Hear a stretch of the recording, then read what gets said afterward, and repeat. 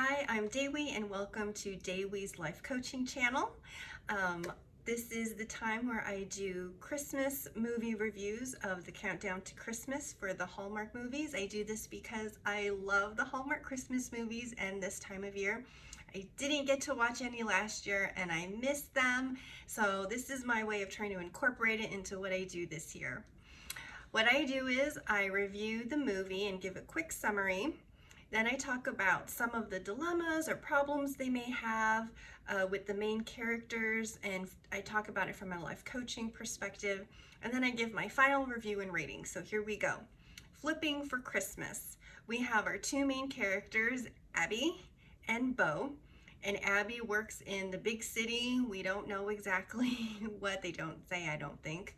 And she is a real estate owner of her own business. At the very beginning of the movie, she locks in this huge account before going home and spending some time with her sister for Christmas. So she goes to this small town, Brenbury, where her sister lives, and this is their first Christmas without their mom, who has passed away.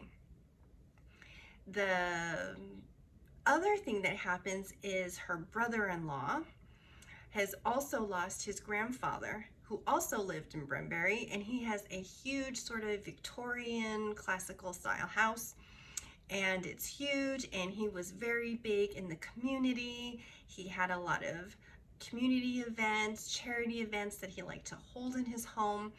So this house went partially to her sister's family and partially to the other main character, Bo, who is a handyman and did a lot of work in the house and was very, very close with Frank as well.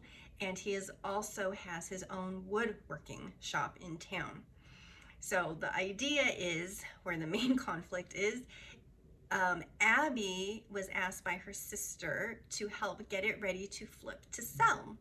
And Bo says that this house from Frank needs to stay as part of the community. It needs to be turned into a bread and breakfast that he will run, and he's going to do it because he loves the town.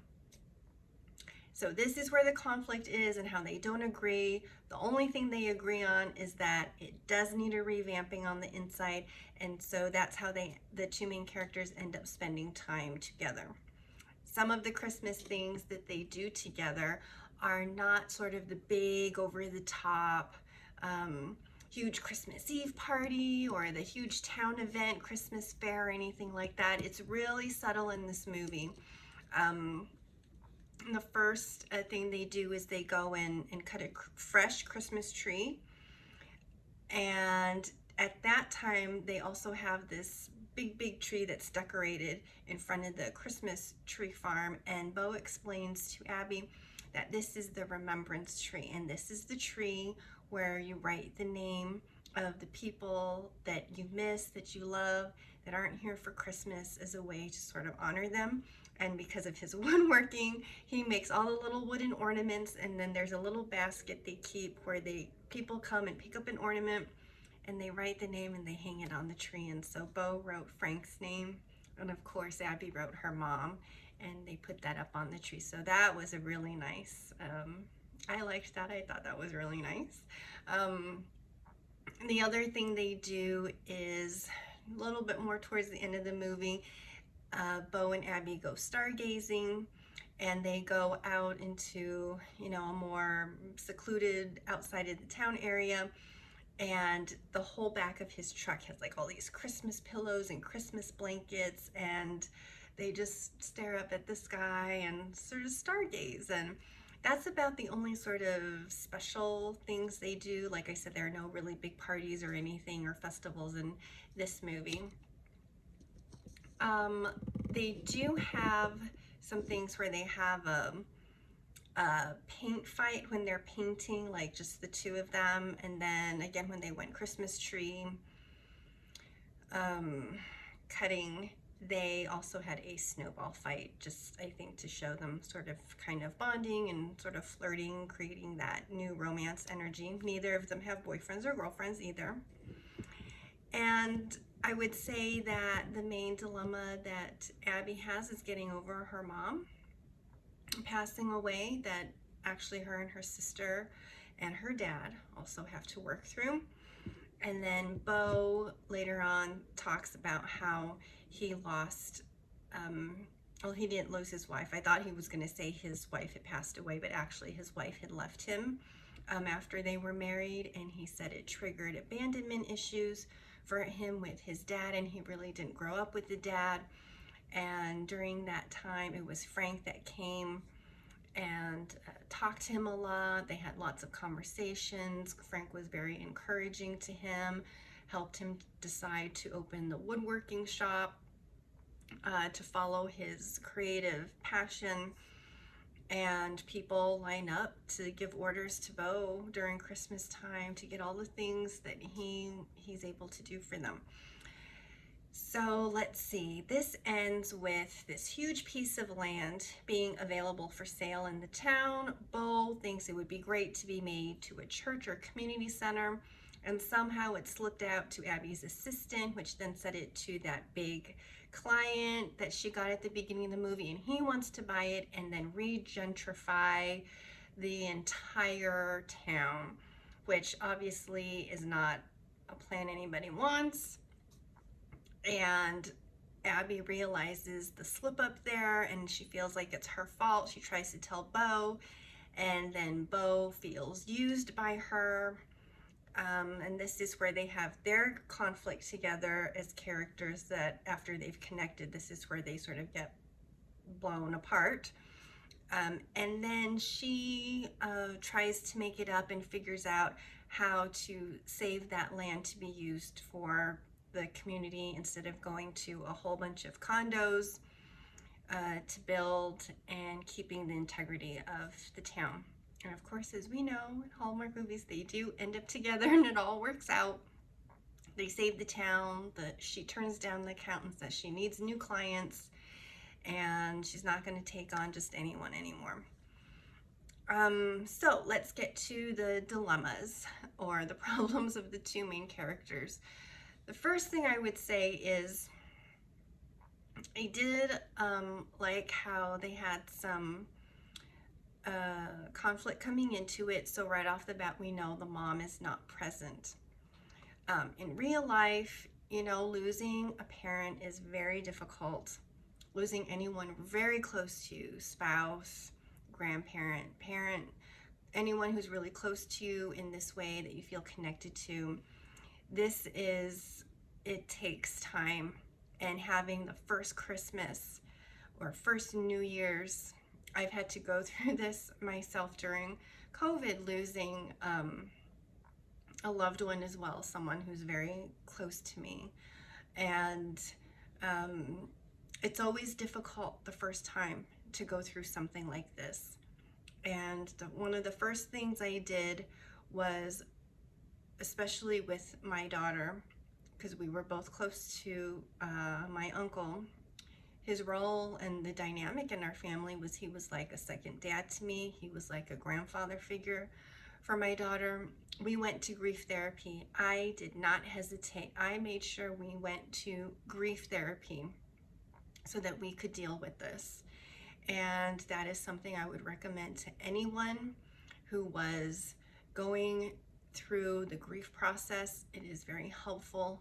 It helps in so many different ways. As a life coach, I would say this is not something, I would deal with as a life coach, not until there's been some processing and some therapy going on. And the life coaching would begin with asking the question really of, okay, what do I do now? I've processed these emotions. I've gone through the triggers of healing a little bit to a certain extent before I can think about, like, what do I want to do with some of the things that I have from my uncle, or how do I want to remember him or honor him in my home. And one of the things with my daughter was she put a bunch of pictures that she has of him, some by himself, some with her, and she made a little picture collage, and that's in her room. That would be more of a coaching thing, and that would be something if I was to coach Abby and she had some therapy, I would say, so Abby, how would you like to honor your mom? Or what are some traditions around Christmas that you would like to do to honor her? Those would be life coaching questions and things to think about of how she would like to do that.